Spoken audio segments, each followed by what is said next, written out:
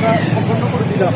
তো আপনি তো একটা সামান্য দোকানে কাজ করছেন, তো আপনার স্ত্রী আজকে সকাল 6টা থেকে 3টা পর্যন্ত যে পড়ে আছে প্রাইভেট ক্লিনিকে আইসিইউ থাকার কারণে বিল অনেক টাকা বেশি আসছে। আপনি সর্বসাকুল্য 30,000 টাকা জোগাড় করছেন, আর জোগাড় করতে পারেন না। 6টা থেকে 3টা পর্যন্ত এভাবে বসেছিলেন।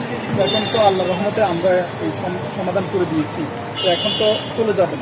তো যারা স্পন্সর করেছে আমাদের ওসমান ভাই দুবাই প্রবাসী, ওনাকে ওনার জন্য একটু আশীর্বাদ করবেন। হ্যাঁ, আচ্ছা, জি।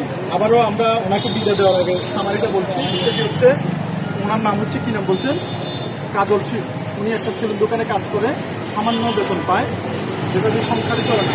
তো এখানে প্রায় আইসিইউতে সব মাপ টাপ করে 1,20,000 টাকা দিতে হবে। এখন 1,20,000 টাকার মধ্যে উনি এলাকাবাসী থেকে তুলে 30,000 টাকা আনছে, আর ওনার কাছে টাকা ছিল না বিদায় আজকে এই আমরা বাকি 70,000 টাকা দিয়ে দুবাই প্রবাসী আমাদের ওসমান ভাই, কুমিল্লা হরিপুরের সন্তান দুবাই প্রবাসী ওসমান ভাইয়ের স্পন্সরে 70,000 টাকা দিয়ে 30,000 টাকা সহ 1 লাখ টাকা দিয়ে আমরা মনোভূমিতে বের করেছি। এখন চলে যাচ্ছে এবং গাড়ি যেহেতু ঠিকভাবে স্বাবলম্বী নয়, তো এখন উনি চলে যাবে। সবাই দোয়া করবেন এবং ওনার জন্য হিন্দু ধর্মাবলম্বী ভাই যারা রয়েছে আশীর্বাদ করবেন। এবং পাশাপাশি ওনার এখান থেকে হয়তো গাড়ি দিয়ে আমরা পৌঁছে দিচ্ছি যাতে সৎকার করতে পারে।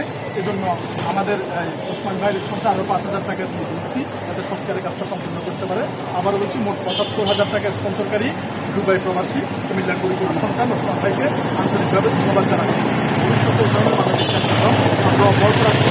যে সমস্ত মানুষ টাকার অভাবে বের করতে পারছেন না, তাদের জন্য আমাদের এই চেষ্টা অব্যাহত থাকবে। আল্লাহ